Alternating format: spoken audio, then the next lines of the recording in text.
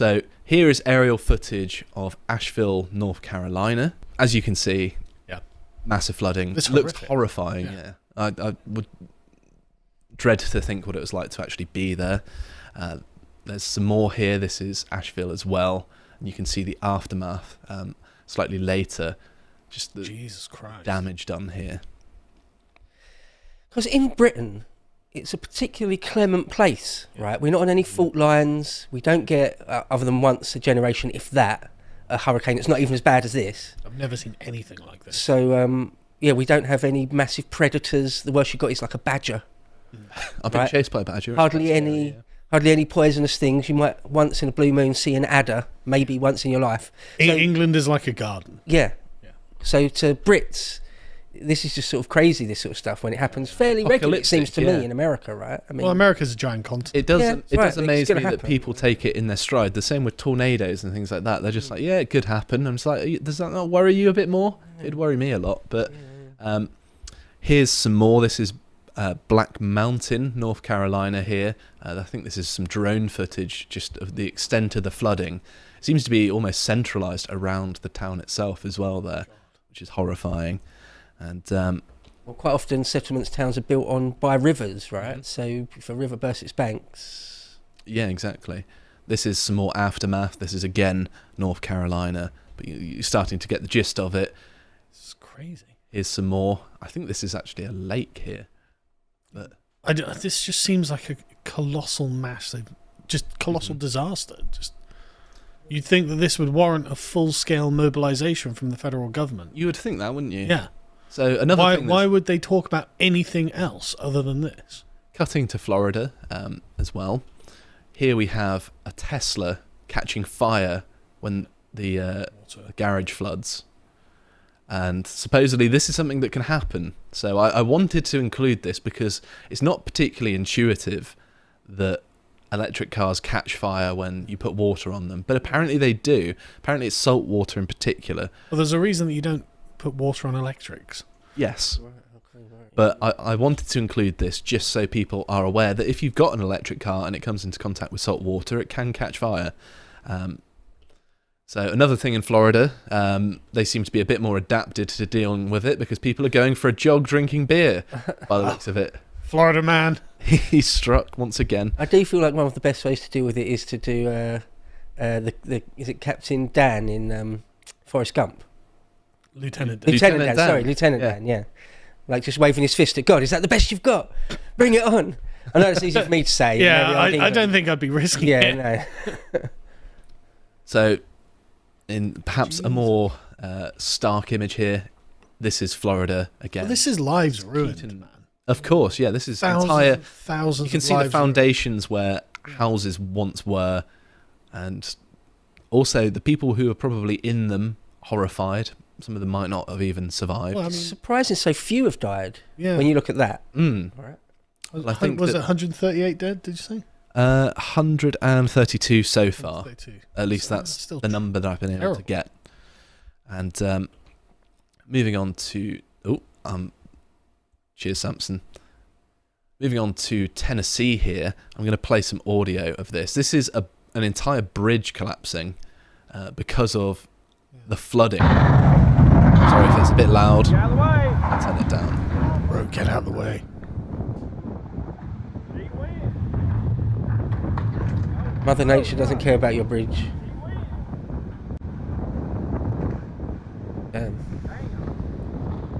It's just untold destruction, isn't it? And I'm going to show just a couple more things. I think there's only just one more, in fact. And this is one of the scariest ones to me, was this. This is just a sudden debris flow from what looks like a mountainous area. It says East Tennessee, Western North Carolina.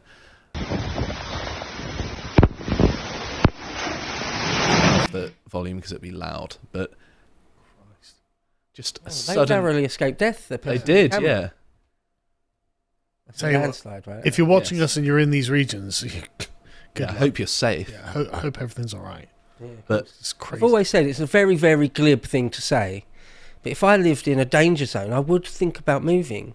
Yeah. If I lived in Hurricane Alley, I would think about going somewhere else. Or even in like the California in the Oh, yeah. earthquake zones, I would think about maybe living somewhere else. In 2018, I think it was 2017, I went to California and I was having dinner with Michael Knowles and everything started shaking. Really? And they were just like, should be fine. And they looked terrified because it could be at any time there's a gargantuan earthquake and everyone dies. I think they're overdue one, right? Yeah, they are, yeah. Oof. So it's just like, okay. Yeah, it's difficult to fathom if you live in Europe, isn't it? Yeah. Oh, Yeah. So another natural hazard. I've covered landslides, floods, the storm winds, all sorts of things. Mexican migrants as well, apparently. Looting Mexican migrants. Here are some people that have been arrested here. Yeah. And yes, there are roving bands of people trying to basically steal whilst everyone is away from their properties. And of course, this sort of thing happened in Katrina as well. It seems to be, unfortunately, very common, but it's something to consider as well. It's sort of human nature. I think during the Black Death, when sometimes whole villages were wiped out, people would come in and loot the empty properties. Or even during the Blitz, crime went up massively during the Blitz. Really? Yeah, loads of people down in the air raid shelters and thieves, cat thieves or whatever, go around breaking and entering, stealing stuff. It's just, some people have got no scruples, right? Mm-hmm. But as Carl foreshadowed earlier, the yellow is the path of the hurricane and tropical storm, and here this is mapped over the voting, and you can see red, obviously Republican, blue, Democrat, and you can see which areas are affected here, and it is largely but not entirely Republican areas, which, considering the nature of, they're largely centered around these sorts of areas, and these areas expect hurricanes and tropical storms. It's somewhat to be expected, but the response is the thing I want to highlight, because I don't agree with things like this, where there are silly people saying, it was the government controlling hurricanes. Yeah. It's just absurd. Just like, do you really think that that's something that's tangible or that you could get away with potentially? Did we get many God people this time saying it's God's vengeance for sodomy and stuff? They always come out. One or two of those come out of the woodwork usually when this happens. Yeah, innocent people. I think it's a tough sell, isn't it? Well, yeah. But this stuff not helpful.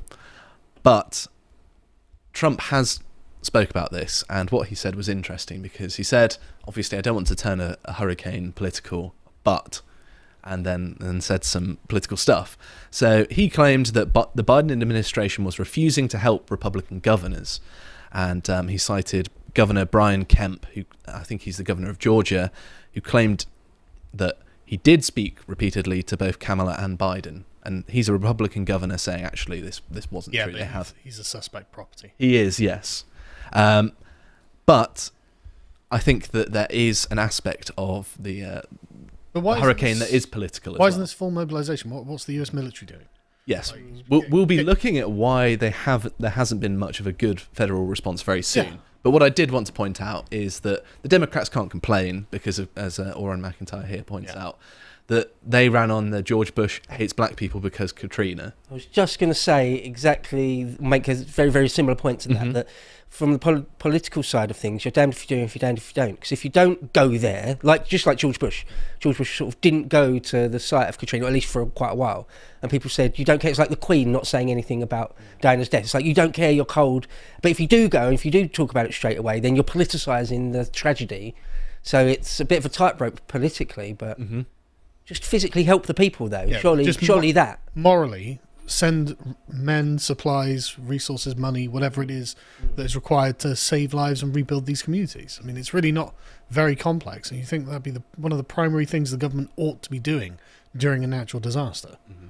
But because, of course, there exists the organisation FEMA, which is meant to assist when there is a natural disaster. And this is goal 1 of what FEMA does on their website. Here you can see, instill equity as a foundation of emergency management. This is goal number 1. It's not help people in need. It's not, make sure people are safe. It is instill equity. Pretty sure they have stockpiled vast numbers of coffins, though, so... Oh, well, that... Not seen the FEMA stockpile of coffins? I have. They've got that covered. Many conspiracy theories. Got that covered, at least. So, It's also worth mentioning as well that FEMA has been transformed from a disaster relief agency into an illegal alien resettlement agency. So here is an extract from their website. The program may also receive funding to award to the National Board for distribution to local social service organisations that provide humanitarian relief to families and individuals encountered by the Department of Homeland Security.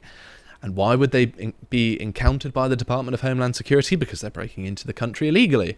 That is why. It's pretty explicit. So have FEMA said what they're doing about this hurricane? I've not seen much about it, to be honest. You'd think that they would be front and centre. Yeah, it'd be the only thing they'd be tweeting about, the only thing they'd post on their website. It may well have happened, but to a lesser scale than you would want.